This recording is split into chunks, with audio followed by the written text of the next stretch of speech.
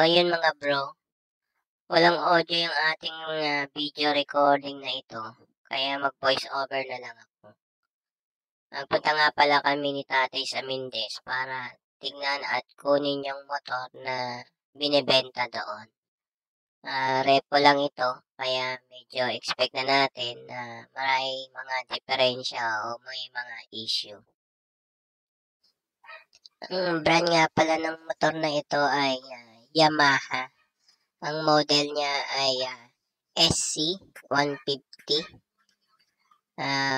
2019 model. Ito yung latest model ng SC. Bali version 3 na ito. Ayan, kung makikita ninyo yung mga issue. Ayan, merong damage sa bandang pitan niya. Basag yung fairings niya. Ayan, at kita nyo rin na gusgusin talaga pati upuan. Ayan. So, yan. Ito may dalawang motor dito na kasama ring binibenta na Skygo Earl 150cc rin yun. Yan. So, ito yung harap niya. Yan, ikutan natin. Yan. Yan. So, medyo grabe talaga yung pagkakasira nito, no? Malamang natumbok ito. Yan, kabila yan. Basag yung flarings. Yan siya. So, medyo yan yung mga ayusin natin kung sakaling may uwi natin to. Yan. Ang kainaman nito kasi maayos pa yung makina niya. Nung aking tinignan ay talagang hindi naman siya nabuksan. So, ito lang yung mga nakikita ninyo.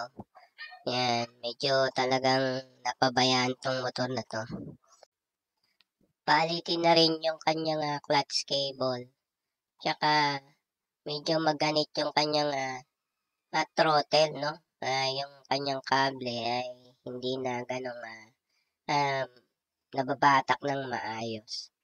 At saka yung kadena niya, kanina nakita nyo talagang palitin na kalawangin na. Tsaka wala rin tong side mirror, parang isang side mirror yun nakakabit na hindi pa siya stock. Para nilagyan lang siya para lang pansamantala. Hindi ko na na-videohan yung paano namin na iuwi yung motor sa bahay. After 3 days ay dumating yung mga in-order kong parts tulad ng gas tank cap. Ayun yung takip ng gas tank kasi sira na rin pala. At yung mga dapat palitan ng mga flarings, yung side tail at saka yung cover ng tail light.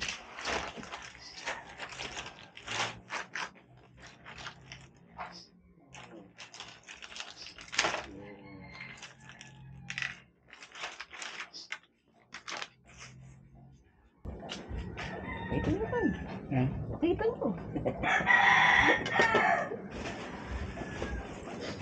Ito yung ang gilid. Side tail.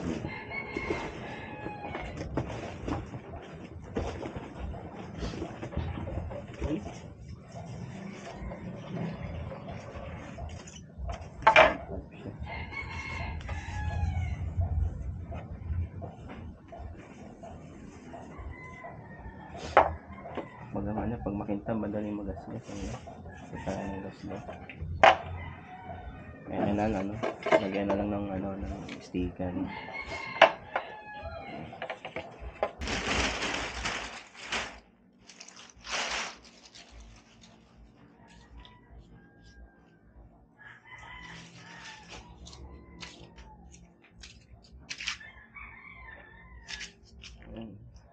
So, mag-install lang tayo ng nasirang pyesa.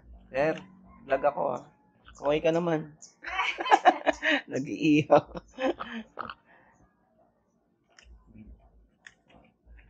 Marami napanood ng mga fans na tatay. Oops. Asan na yun? Di ba may payang dito? Araw. Ay, baka. Ba, hindi ba yung payang ay talagang pambasa? Eh, pag ano na lang, pag malakas. Pag malakas na lang. So, yun mga bro. Ikakabit na namin yung mga dumating na mga parts. Kahit masama yung panahon, sa mga oras na ito ay may bagyo, no? Si Enteng. Kaya medyo maulan-ulan siya at medyo may kalakasan yung hangin. Pero excited kami ni tatay na ikabit yung mga parts. Yung susi. Putol. Putol. Si Raven pala yung high blood na. Oh? Ilo. Bata-bata eh. Paano pa naman kinakain? Ay, hindi marunong kumain ng gulay. Hindi na kinakain ng gulay mga Hindi nakain ng gulay. Yun lang mahirap yan. Yan o. Kaya pala nasugod yun sa Kailan? isang linggo. Nasugod ng teacher sa TMC. Paano siya Makakama. bata pa eh. Yan na. Ito ko lang yung sira tayo. Ito yung ano, papalitan namin. Takip ng gas tank kasi wala na siyang lock.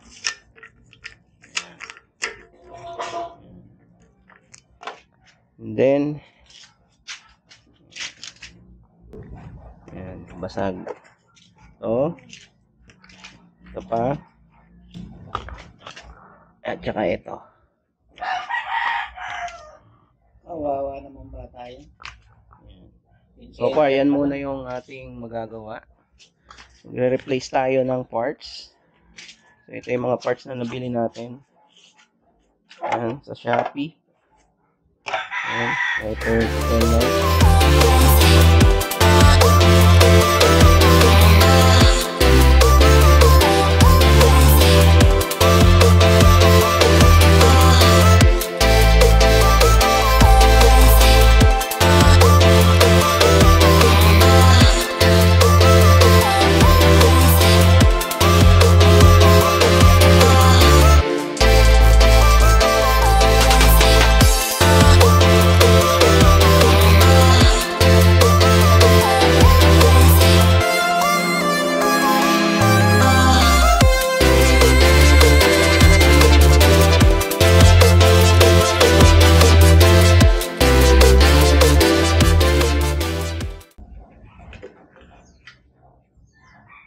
Kawasan mo yung dito.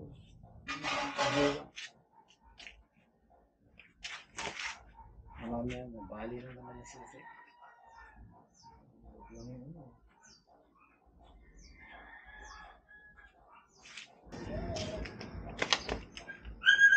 Ba't hindi ba siya umuwi? Umuwi po. Natulog. Hindi nga natulog. Martes ba? Martes, no? Miyerkules. Magbuhat ng Miyerkules. Ngayon, mamaya pa lang ulit siya uwi. Huwag nga, no? Ito, balik-balik. Eh, bakit? Hindi ba sa General Trias lang yun? Sa Gen 3. Nandun siya.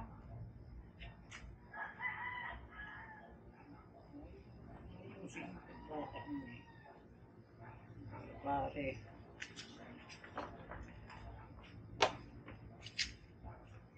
Saka muna bago ko pumasok.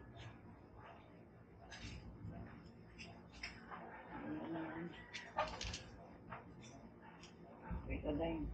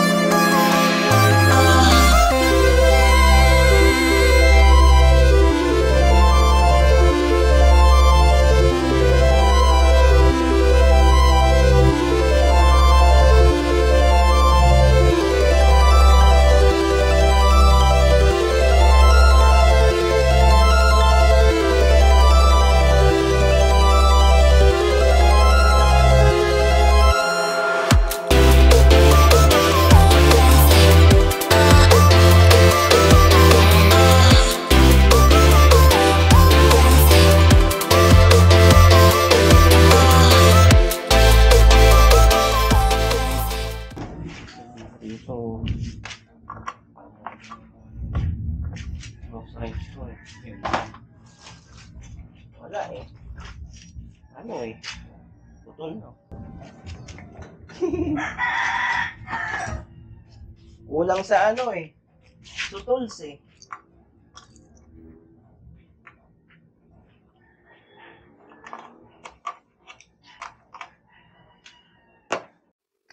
So, ayan, yung makikita nyo ay binabaklas ko itong bearings na to. Medyo mahirap lang tanggalin kasi meron siyang plastic tongs na nakakabit. Ito din ang simple ninyo.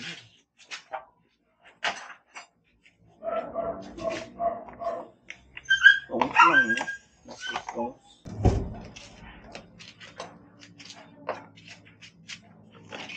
Ayan. Tanggalan natin yung tail light. Lilipat natin yung kanyang yung glass niya. Glass cover. So ito yung pinalitan natin. Wasak-wasak. So, ito yung replacement niya. Okay. So, kukunin ko yung mga rubber na yun para mailipat doon sa bago. Yan. Rubber gasket.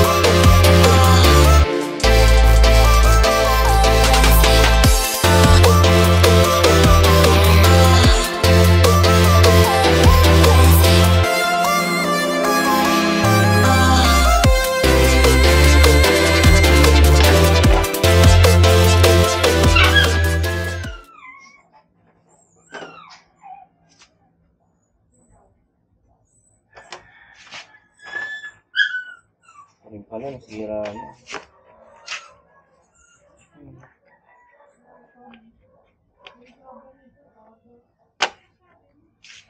Sa milihan.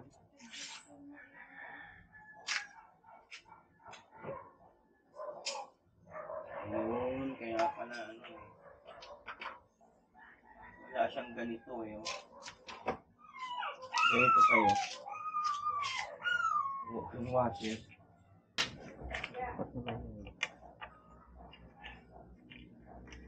Tao ako yun. Hindi makabili ng mga ganyan.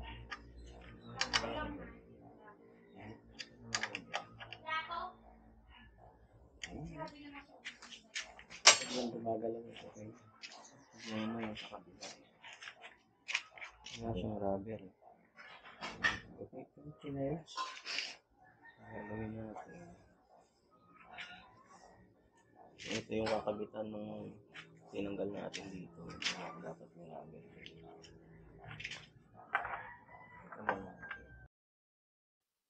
So, ayan mga bro. Kung kikita nyo ay kinabit na natin yung side tail cover. Medyo pahirapan lang kanina yung pagbaklas. Pero ngayon ay ginagawa natin ng paraan kasi yung iba ay kulang ng rubber gasket doon sa kanyang tornilyuhan.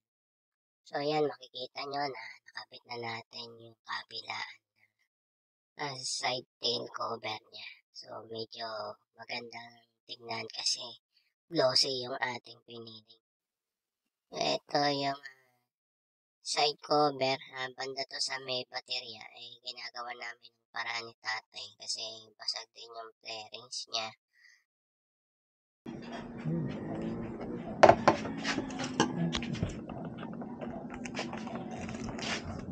Para kumapit. Basag na eh.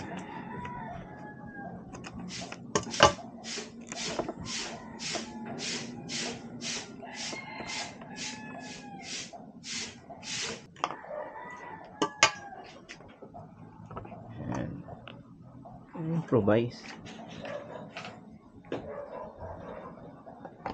Tibay na yan. kaysa gewang-gewang eh. Okay.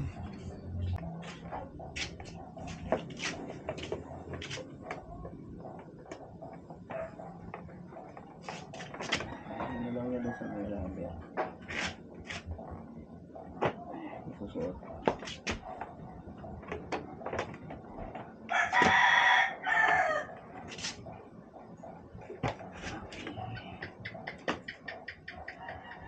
Ayos!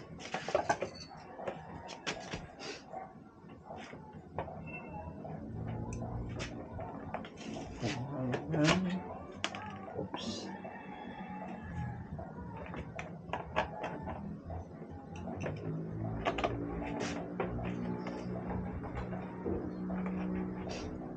Para mapakawash nyo tayo para mabuga yung mga ano. Namuha ng mga putik. Nakalawan.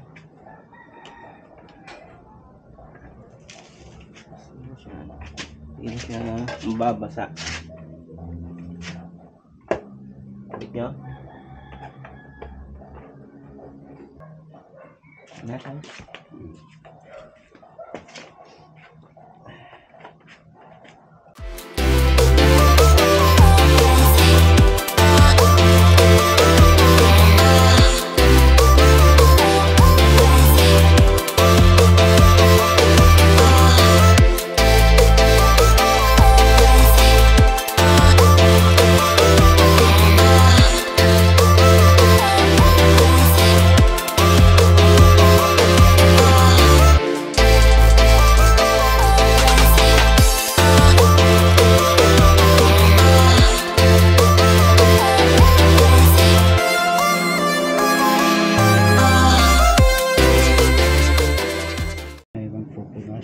Nadala ko sana yung thinner.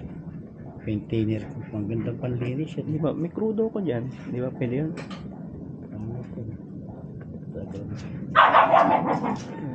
Pati buo pa yung ating tail light. Ilaw lang ang problema. Ilaw.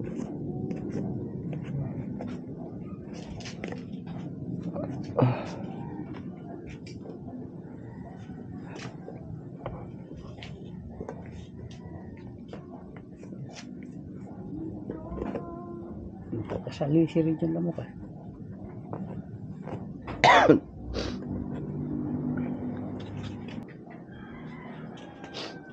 Hindi, kung marunong tumingin yung mga ano yan, yung mga yan, yung mga nagsiset up, wala na yan.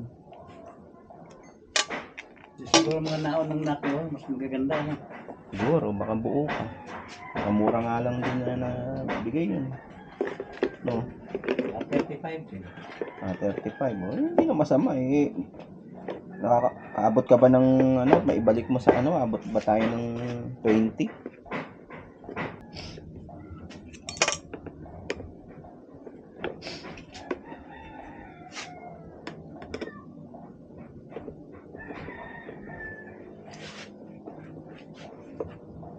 Itong ano, Antay. in-order mo. Yo. Saan ito? Hindi, sabay-sabay ko na orderin yung pati yung kable eh. Para Lunes yung deliver kasi bang gano'n, baka linggo dumating, wala tayo. Bukas ko ipopost. Para Lunes ang dating niya.